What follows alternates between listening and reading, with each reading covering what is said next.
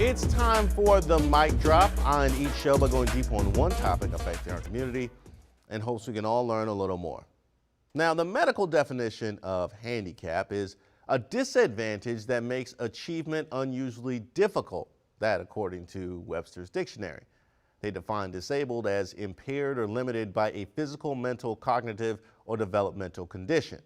Now, this covers a lot of ground. Some handicaps are obvious, as are some disabilities. Others are harder to spot. But two high-level athletes are lighting up social media through their skills while serving as inspiration to anybody who sees them in action. The first is Carson Pickett, a young footballer who, born without a left hand or forearm, has appeared in over 100 games for the North Carolina Courage of the National Women's Soccer League. She also recently started in a game for the United States women's national team, becoming the first player ever with a limb difference to appear for our country. And she's great, but that goes without saying. Pickett and company won that game, extending their unbeaten streak to 69 games on home soil. But who's counting? This guy, that's who. The second is baller Emmanuel Dominguez, a 17-year-old 6'4" guard from the Dominican Republic who happens to be a below the left shoulder amputee.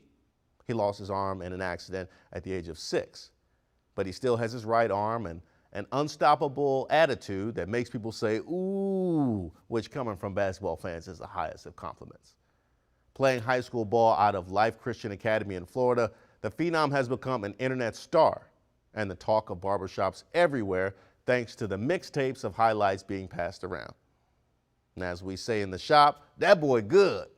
A fact he proved again by lighting up the Drew League last year, a summer league where some NBA players play and only the best high schoolers get invited. Hansel has accepted a full ride scholarship from Northwestern State, so we're going to watch him cook for the next 4 years, and I can't wait. Now I hear some of y'all, yeah, but I bet he don't play in the NBA. And to you, I say, well, what's the point of that? What difference would that make? First of all, he'll fry you on the court, and me, but most people probably could. But second, he and Carson both, who is a professional, by the way, are inspirations for any and everyone. They're out here overcoming adversity and showing us what can be as opposed to what has to be. And that's worth more than any NBA or soccer contract. And me personally, I wouldn't bet against either one of them achieving anything they want. And speaking of pioneering athletes, I would like to take a moment to honor the late, great Bill Russell. Russell was the greatest winner we have ever known. 2-time NCAA champion, Olympic gold medalist, 11-time NBA champion, twice as a player coach, and by the way, the first black coach in NBA history. Bill Russell was 10-0 in deciding game 5 or 7s in his career in the NBA, and 21-0 when you add the NCAA tournament and Olympic medal games. He was literally undefeated when the chips were down. And Russell did all of this while enduring constant racism from the very fans he played in front of in Boston. Racism that included break-ins, vandalism, racial slurs, and even the defilement of his own marital bed.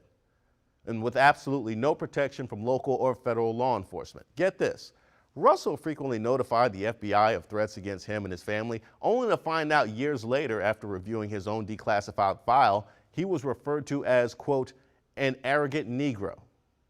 Yet, after enduring all of this, he was rarely seen in retirement without that signature smile and laugh.